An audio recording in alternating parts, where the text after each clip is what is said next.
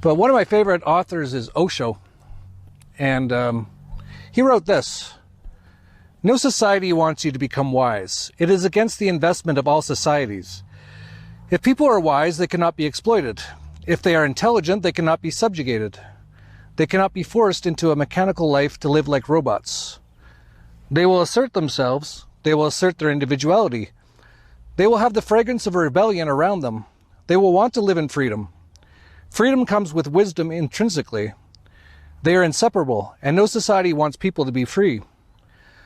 The communist society, the fascist society, the capitalist society, I'll get to that in a second, the Hindu, the Mohammedan, the Christian, no society likes people to use their own intelligence, because the moment they start using their intelligence, they become dangerous. Dangerous to the establishment, dangerous to the people who are in power, dangerous to the haves, dangerous to all kinds of oppression, exploitation, suppression, dangerous to the churches, dangerous to the states, dangerous to the nations. In fact, a wise man is a fire, alive, a flame. He would like rather to die than to be enslaved. Death will not matter much to him, but he cannot sell his life to all kinds of stupidities, to all kinds of stupid people. He cannot serve them." I would just mention, when he's mentioning capitalist societies, what he's kind of saying there is societies that aren't free market necessarily, but have some capitalism, but it's all protected by the government. It's kind of like fascism. It's basically what you have in the US today is a mix between fascism and communism. He also mentioned Christian societies, and there I think he's more talking about the church or a actual organized religion, as opposed to someone who just tries to live the way Jesus did. And I think in most ways, he's totally right.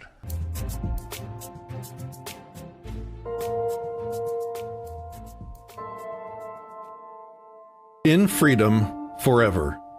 The Universal Declaration of the Individual. When, in the course of human events, it becomes necessary for a person to dissolve the political bands which have chained them in subservience to a non-consensual government, and to assume among their fellow humans the separate and equal station to which their self-ownership entitles them, a decent respect to the opinions of mankind requires that they should declare the causes that impel them to the separation. I hold these truths to be self-evident. I hold these truths to be self-evident. I hold these truths to be self-evident. That all rational beings are created equal. That all rational beings are created equal. That all rational beings are created equal. Whether endowed by nature or their creator, they possess free will. The ability to conceptualize and actualize a preferred state. And a capacity for agency, self-determination, and reciprocity. For agency, self-determination, and reciprocity. A respect for which requires mutual agreement to hold one's consent sacrosanct and inviolate. That from this respect flow unalienable rights, among which are life, liberty, and self-ownership. That to secure these rights, no government, no person or group of people which violate the consent of another may be suffered to exist. Whenever any such entity becomes destructive of these ends, it is the right of the person to withdraw their consent, defend against, and abolish it. And abolish it. And abolish it. Mankind's ability to suffer injustice, seemingly infinite when faced with danger, nourishes well these governments that stand to attack me for mine own safety. Their centuries-long histories of abuses and usurpations, pursuing invariably more involuntary power, evinces their true nature of absolute despotism. It is my right. It is my right. It is my right. It is my right to throw off such a government. To throw off such government. To choose to suffer their evils no longer, and to provide new guards for my future security. Such has been the patient suffering of myself. And such is now the necessity which constrains me to abolish their former systems of involuntary government. Involuntary government. The history of these governments is a history of repeated injuries and usurpations, all having in direct object the establishment of an absolute tyranny over me and my property. In evidence of this, let the following facts be submitted to a candid world. That some of the tyrannical evils I have suffered under be known to all. They have forbidden me to freely and peacefully associate with and disassociate from other humans of my choosing in whatever means I deem appropriate, both in business and matrimony. They have ignored and trampled down my consent in all matters in which I may find myself the minority or the sole dissenter, affording no capacity to opt not be a part of their edicts. They, absent any existing victim, as a matter of course, threaten, accost, extort, rob, injure, and even murder innocent humans where no damaged party is to be found. They, in the name of protecting children, do frequently intrude on their childhoods, and even kidnap them from their parents and homes without severe cause, giving them to strangers, and leaving little recourse to their rightful caretakers. They have twisted the good nature of the very people capable of helping others by conducting a mass extortion. A mass extortion upon the productive, and claiming to do so in those victims' names. Their welfare uses the resources of some to buy political power from others while actually helping very few. All in violation of individual consent. They, on pain of loss of livelihood, force voluntary association between myself and those that would employ me, those that would be employed by me, and those that would form unions or choose to remain free agents. This intolerable force, they make a matter of course for employment relationships. They, being unsatisfied in their tyranny here where I live, march around the globe, grinding up human life as if it were valueless. Their militaries creating new enemies. That hate me. That hate me instead of them.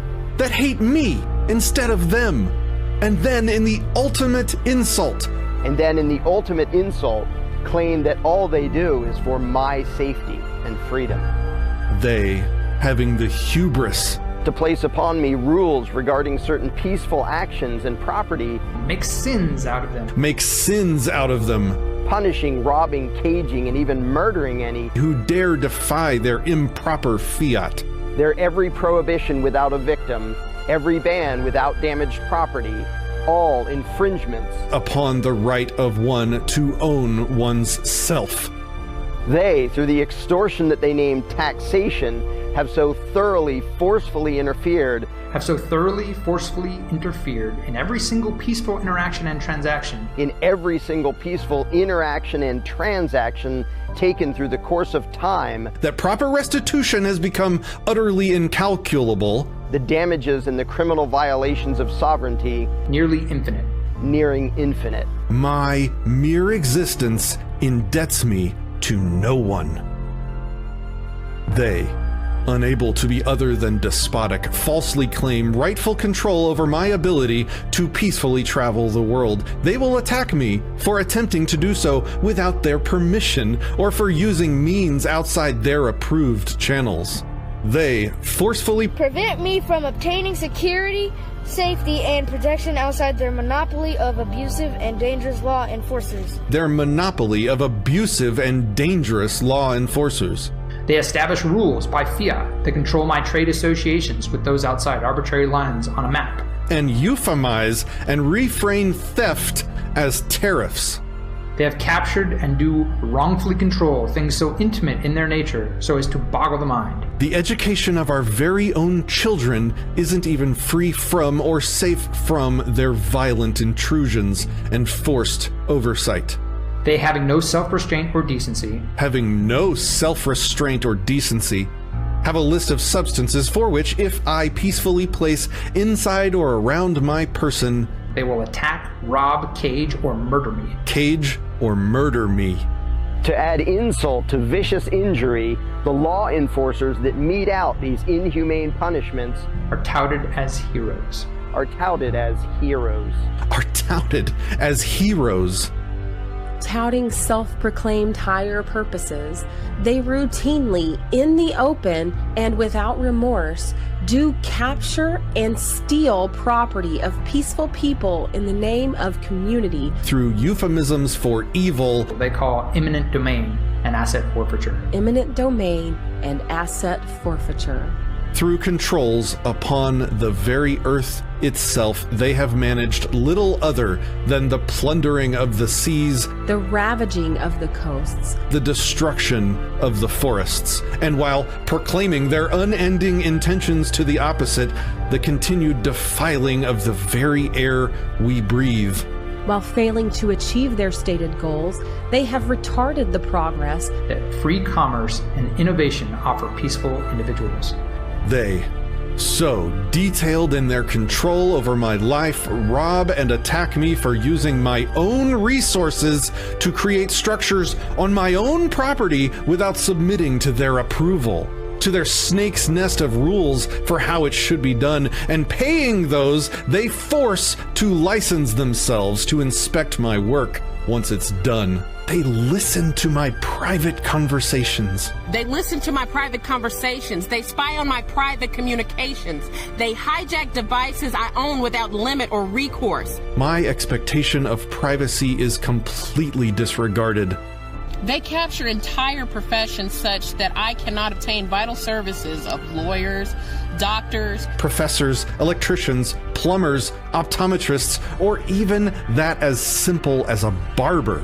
That does not bow before licensing, review, and controlling boards of the government. Interfering constantly in what should be unfettered and unbiased opinions and labor I wish to pay for. Finally, even their system for resolving disputes about their laws and their accusations of crimes is an utter failure by any measure. Justice is far too expensive, and even when properly funded, still rarely found. They use threats of extreme punishment to bargain for fast capitulations, admitting even false guilt.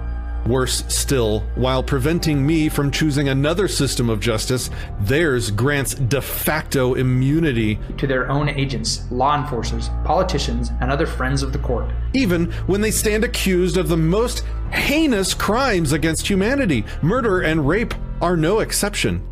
In every stage of these oppressions. In every stage of these oppressions. In every stage of these oppressions, I have petitioned for redress in the most humble terms. In the most humble terms. In the most humble terms.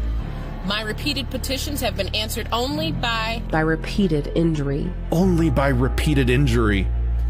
A ruler, by definition, may find no free people under their rule. May find no free people under their rule, and no government lacking my consent is fit nor just in their power. No government lacking my consent is fit nor just in their power. Is fit nor just in their power.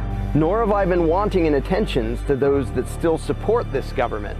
I have informed them that their control violates my consent. I have warned them that their legislature bears no rightful jurisdiction over me. No rightful jurisdiction over me. I have informed them that their control violates my consent. I have warned them that their legislature bears no rightful jurisdiction over me. I have reminded them of the nature of my freedom and right to exist without violent controls being placed upon me. I have appealed to their sense of justice and magnanimity, and I have begged them to exempt me from their usurpations without demanding that they disband their own way of conducting themselves, which constantly interfere in my connections and associations. They too have been deaf to the voice of justice. They too have been deaf to the voice of justice. To the voice of justice and consanguinity. I must therefore acquiesce in the necessity which denounces my separation, and hold them as we hold the rest of mankind, enemies in war, in peace friends. I, therefore, being the sole proprietor of my mind and body. Being the sole proprietor of my mind and body. Being the sole proprietor of my mind and body. The sole proprietor of my mind and body. Being the sole proprietor of my mind and body. appealing to the rational minds of the world for the rectitude of my intentions, do in my name, and by my sovereign authority